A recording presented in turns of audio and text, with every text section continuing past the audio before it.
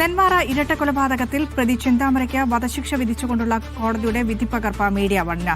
പ്രതിക്ക് പശ്ചാത്താപമില്ലെന്നും പ്രതി കുറ്റം ആവർത്തിക്കാൻ സാധ്യതയുണ്ടെന്നും വിധിപ്പകർപ്പിൽ.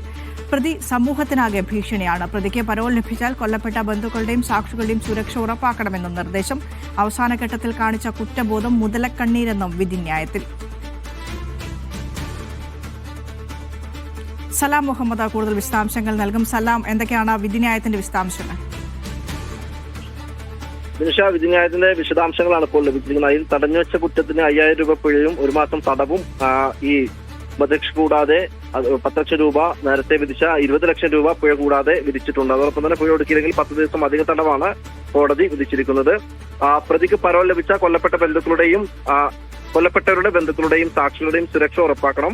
അത്തരത്തിലുള്ള ചില നിർദ്ദേശങ്ങൾ കൂടി കോടതി വിധിയിലുണ്ട്.